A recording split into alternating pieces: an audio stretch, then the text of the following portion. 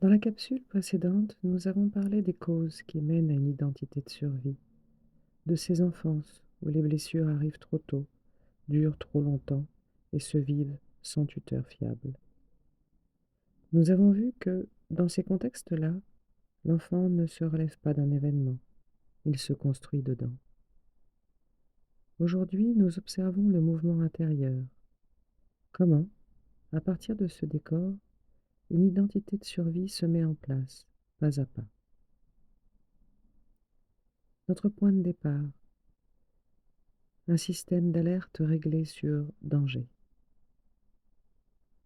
Quand l'environnement est instable, imprévisible, potentiellement dangereux, le corps réagit logiquement.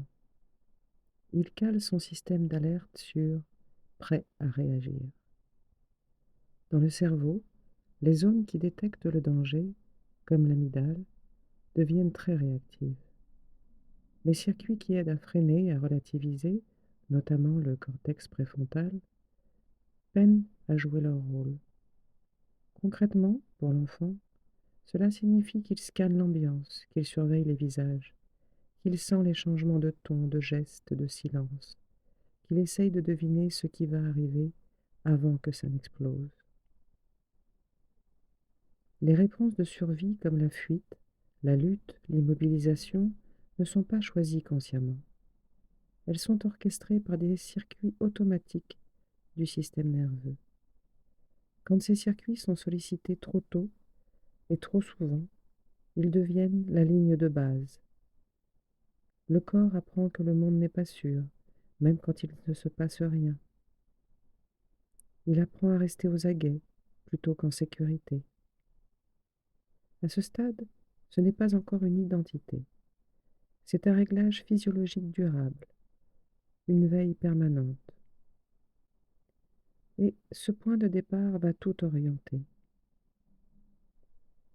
Au début, l'hypervigilance est une réponse à la menace. Puis, peu à peu, elle devient une habitude, puis une posture.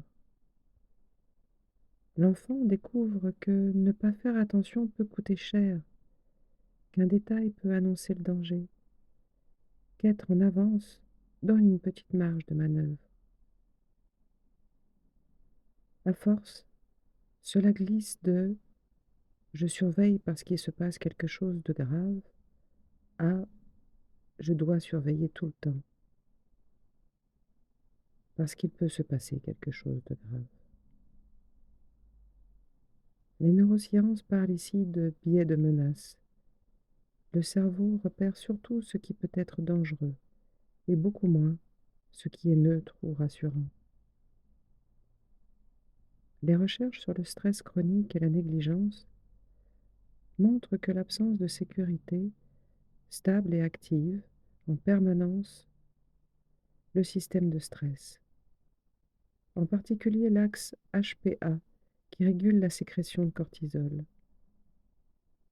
Stimulé trop longtemps, trop tôt, il ne s'éteint plus correctement.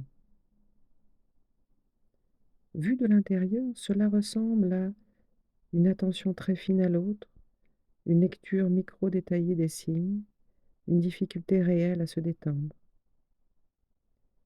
L'hypervigilance n'est plus un épisode, elle devient un mode de fonctionnement. Vivre en alerte permanente génère des émotions fortes, peur, colère, tristesse, honte, mais dans un environnement où elles ne sont ni accueillies ni contenues, l'enfant comprend vite que ce qu'il ressent n'a pas de place ici et que les montrer pourrait aggraver la situation. Pour survivre, le psychisme resserre. Il anesthésie une partie des émotions. Il coupe ce qui déborde. Il met à distance ce qui fait trop mal. On parle parfois de dissociation pour décrire ces moments où l'on se sent comme un peu absent de soi, un peu coupé de ce que l'on ressent, comme si on regardait la scène de l'extérieur. Ce n'est ni un caprice ni une faiblesse. C'est un mécanisme de secours pour continuer à fonctionner. Les expériences très intenses, surtout sans soutien, se stockent souvent sous forme de sensations, d'images, de réflexes corporels, plutôt que sous forme d'un souvenir clair et racontable. C'est pour cela qu'un bruit, une odeur, un ton de voix peuvent déclencher des réactions fortes, sans que l'on comprenne immédiatement pourquoi. Certains nomment cela mémoire traumatique, des traces sensorielles et corporelles qui se réactivent parfois longtemps après. C'est un mode d'encodage de la mémoire, pas une fragilité morale. Le contrôle émotionnel, au départ, était de la survie. Il commence déjà à devenir un style intérieur.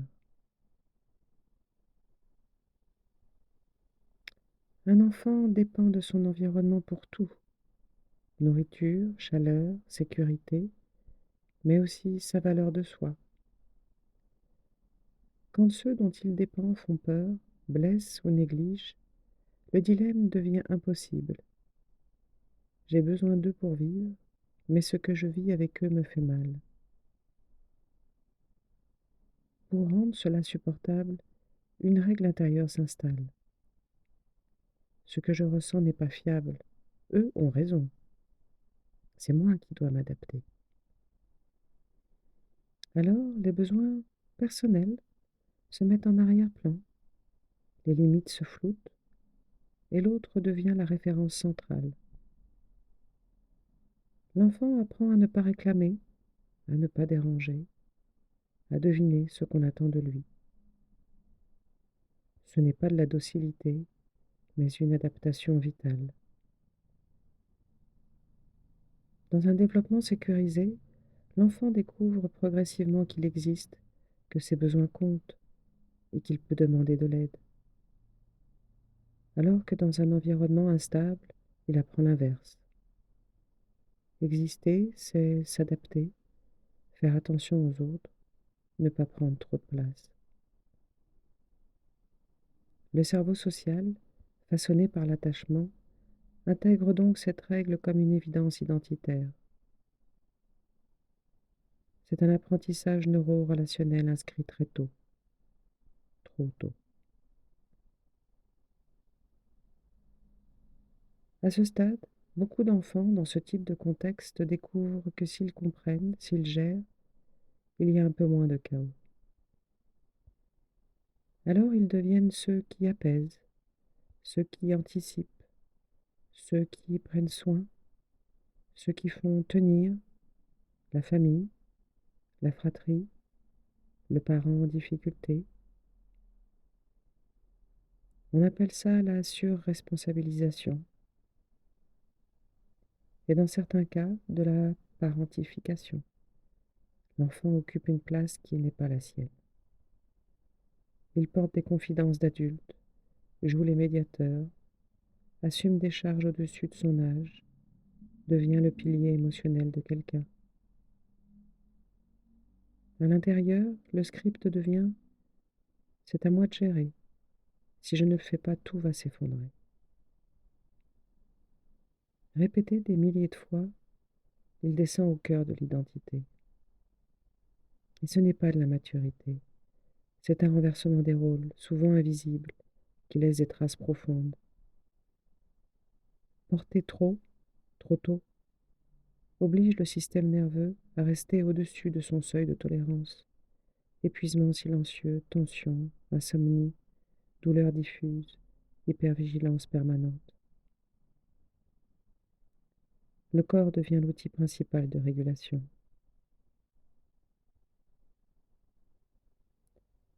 En additionnant le contrôle émotionnel, l'effacement des besoins, l'hypervigilance, la surresponsabilisation, on finit par obtenir quelque chose comme: je suis celle ou celui qui tient, qui gère, qui anticipe, qui encaisse, souvent sans demander d'aide.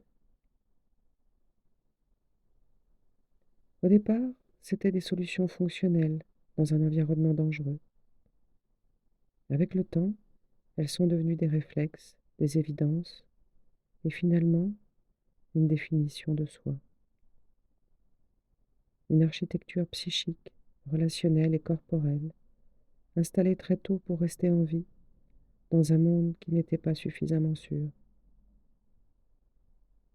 Nous ne sommes plus seulement dans des mécanismes de survie, nous sommes dans une identité de survie. On passe du «je me comporte comme ça quand c'est difficile» au «je suis comme ça». Et c'est précisément là que le malentendu avec la résilience apparaît. Car vus de l'extérieur, ces enfants devenus adultes sont souvent décrits comme solides, autonomes, courageux, résistants, presque increvables. On les admire pour leur capacité à encaisser, leur absence de plainte, leur efficacité, leur fiabilité. Et souvent, ils se voient qualifiés de résilients. Mais ce qui est célébré ne représente pas forcément des cicatrices apaisées. Ce sont souvent des mécanismes de survie encore actifs. Ce changement de regard permet de se demander, enfin, ce que l'enfant a dû mettre en place pour rester en vie, et ce que cela coûte à l'adulte qu'il est devenu aujourd'hui. Dans la capsule suivante, nous explorerons les traces concrètes que laisse cette identité de survie sur l'adulte, dans les relations, dans le rapport au corps, dans les choix de vie et dans la façon dont on se traite soi-même.